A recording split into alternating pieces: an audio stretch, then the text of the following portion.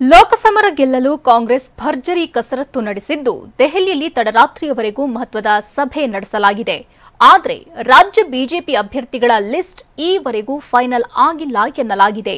ಈ ಎಲ್ಲಾ ಸುದ್ದಿಯನ್ನ ನೋಡೋಣ ಲೋಕಸಮರ ನ್ಯೂಸ್ ಟಾಪ್ 9 ನಲ್ಲಿ. ಲೋಕಸಭಾ ಚುನಾವಣೆಗೆ ದಿನ ಹತ್ತಿರವಾಗ್ತಾ ಇದ್ದು ಕೆಲವೇ ದಿನಗಳಲ್ಲಿ ಲೋಕ ಕದನಕ್ಕೆ ಮುಹೂರ್ತ ಫಿಕ್ಸ್ ಆಗಲಿದೆ. ಈಗಾಗಲೇ ರಾಜ್ಯದಲ್ಲಿ ಗದ್ದುಗೆಗೆ ಏರಿರುವ ಕಾಂಗ್ರೆಸ್ ಲೋಕಸಭೆಯಲ್ಲೂ ಅತಿ ಹೆಚ್ಚು ಸ್ಥಾನ ಗೆಲ್ಲುವುದಕ್ಕೆ ರಣತಂತ್ರವನ್ನೇ ರೂಪಿಸ್ತಾ ಇದೆ. ನಿನ್ನೆ ರಾತ್ರಿವರೆಗೆ ಸಭೆ ನಡೆಸಿದ ಕಾಂಗ್ರೆಸ್ ಹೈಕಮಾಂಡ್ ನಾಯಕರು ಲೋಕಸಭಾ ಅಭ್ಯರ್ಥಿಗಳ ಆಯ್ಕೆ ಬಗ್ಗೆ ಸಿಇಸಿ ಸಭೆಯಲ್ಲಿ ಸುದೀರ್ಘ ಚರ್ಚೆ ನಡೆಸಿದರು.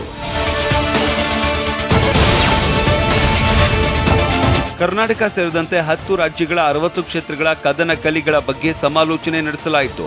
10 ರಾಜ್ಯಗಳ 60 ಲೋಕಸಭಾ ಕ್ಷೇತ್ರಗಳಿಗೆ ಅಭ್ಯರ್ಥಿಗಳ ಆಯ್ಕೆ ಬಹುತೇಕ ಫೈನಲ್ ಆಗಿದ್ದು ಇವತ್ತು ಮೊದಲ ಪಟ್ಟಿ ಬಿಡುಗಡೆಯಾಗಲಿದೆ.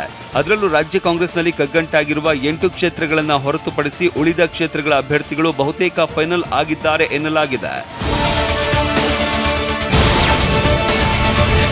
ನೀವು ಪೋಷಕರಾಗಲು ಕಾಯುತ್ತಿದ್ದೀರಾ? ಚಿಂತಿಸದಿರಿ. ಓಯಾಸಿಸ್ ಫರ್ಟಿಲಿಟಿ 90,000 ದಂಪತಿಗಳ ಜೀವನದಲ್ಲಿ ಸಂತೋಷವನ್ನು ತಂದಿದೆ. 7825893601ಗೆ ಕರೆ ಮಾಡಿ. ಅತ್ಯದ್ಭುತ ರಿಯಾಯಿತಿ ಪಡೆಯಿರಿ ಹಾಗೂ ಎಲ್ಲರಿಗೂ ಗುಡ್ ನ್ಯೂಸ್ ಕೊಡಿ. ಸಭೆ ಬಳಿಕ ಮಾತನಾಡಿದ ಕೆಪಿಸಿಸಿ ಅಧ್ಯಕ್ಷರು ಆಗಿರುವ ಡಿಸಿಎಂ ಡಿಕೆ ಶಿವಕುಮಾರ್, ಸಭೆಯಲ್ಲಿ 50% ಸೀಟುಗಳ ಬಗ್ಗೆ ಚರ್ಚೆ ನಡೆದಿದೆ ಅಂತ ಹೇಳಿದ್ದಾರೆ. ಸಿಇಸಿ ಸಭೆಯಲ್ಲಿ ನಮ್ಮ ಅಭಿಪ್ರಾಯ ತಿಳಿಸಿದ್ದೇವೆ. ಸಭೆಗೆ ವರ್ಚುವಲ್ ಮೂಲಕ ಸಿಎಂ ಸಿದ್ದರಾಮಯ್ಯ ಭಾಗಿಯಾಗಿದ್ರು. ಇವತ್ತಿನ ಸಭೆಯಲ್ಲಿ 50% ಸೀಟುಗಳ ಬಗ್ಗೆ ಚರ್ಚೆ ನಡೆದಿದೆ. ಉಳಿದದ್ದು ಎಐಸಿಸಿ ಅವರು ತೀರ್ಮಾನ ಮಾಡ್ತಾರೆ ಅಂತ ಹೇಳಿದ್ರು. ಸಿಎಂ ಅವರು ಬೆಂಗಳೂರಿಂದ ಝೂಮ್ ಕಾನ್ಫರೆನ್ಸ್ ಅಲ್ಲಿ ಅಟೆಂಡ್ ಮಾಡಿದ್ರು.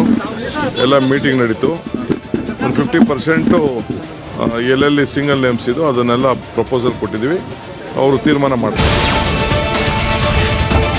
ಆದರೆ ಸಚಿವ ಕೆಜೆ ಜಾರ್ಜ್ ವ್ಯತಿರಿಕ್ತ ಹೇಳಿಕೆ ನೀಡಿದ್ದಾರೆ. ಇನ್ನೆರಡು ದಿನಗಳಲ್ಲಿ ಕಾಂಗ್ರೆಸ್ನ ಮೊದಲ ಪಟ್ಟಿ ಬಿಡುಗಡೆ ಆಗಲಿದೆ ಅಂತ ದೆಹಲಿಯಲ್ಲಿ ಕಾಂಗ್ರೆಸ್ ಸಿಇಸಿ ಸಭೆ ಬಳಿಕ ಸಚಿವ ಕೆಜೆ ಜಾರ್ಜ್ ಹೇಳಿದ್ದಾರೆ. ಕರ್ನಾಟಕದ ಎಲ್ಲಾ ಲೋಕಸಭಾ ಕ್ಷೇತ್ರಗಳ ಬಗ್ಗೆ ಚರ್ಚೆ ನಡೆಸಲಾಗಿದೆ. ಸಿಂಗಲ್ ನೇಮ್ ಬಂದಿರುವ ಎಲ್ಲಾ ಕ್ಷೇತ್ರಗಳ ಬಗ್ಗೆ ಚರ್ಚೆ ಆಗಿದೆ ಅಂತ ಹೇಳಿದ್ರು. ಇಲ್ಲ 28 ಕ್ಷೇತ್ರ ಆಗಿಲ್ಲ. ಎಲ್ಲ ಎಲ್ಲಿ ಸಿಂಗಲ್ ನೇಮ್ಸ್ ಬಂದಿದೆ ಅದನ್ನೆಲ್ಲ I think within 1 or 2 days ಒಳಗಡೆ ರಾಜ್ಯ ಬಿಜೆಪಿ ಅಭ್ಯರ್ಥಿಗಳ ಲಿಸ್ಟ್ ರಿಲೀಸ್ ಇನ್ನೂ ಆಗಿಲ್ಲ. ಲೋಕಸಭೆ ಅಭ್ಯರ್ಥಿಗಳ ಮೊದಲ ಪಟ್ಟಿಯಲ್ಲಿ 195 ಅಭ್ಯರ್ಥಿಗಳನ್ನ ಘೋಷಿಸಿದ್ರು. ಕರ್ನಾಟಕದ ಅಭ್ಯರ್ಥಿಗಳ ಆಯ್ಕೆ ಇನ್ನೂ ನಡೆದಿಲ್ಲ. ಟಿಕೆಟ್ಗಾಗಿ ಪೈಪೋಟಿ, ಹಾಲಿ ಸಂಸದರ ವಿರುದ್ಧ ಪಕ್ಷದ ಒಳಗೆ ವಿರೋಧ, ಹೀಗೆ ಹಲವು ವಿಚಾರಗಳಲ್ಲಿ ರಾಜ್ಯ ಬಿಜೆಪಿ ಅಭ್ಯರ್ಥಿಗಳ ಆಯ್ಕೆ ಕಗ್ಗಂಟಾಗಿ ಉಳಿದಿದೆ. ಕೆಲವು ಕ್ಷೇತ್ರಗಳಲ್ಲಿ ಬಿಜೆಪಿ ನಾಯಕರಲ್ಲಿ ಗೊಂದಲ ಬಗೆಹರಿತಾ ಇಲ್ಲ ಅಂತ ಹೇಳಲಾಗ್ತಾ ಇದೆ. ತುಮಕೂರು ಕ್ಷೇತ್ರದಲ್ಲಿ ಮಾಧುಸ್ವಾಮಿ, ಸೋಮಣ್ಣ, ಚಿದಾನಂದ್ ನಡುವೆ ಫೈಟ್.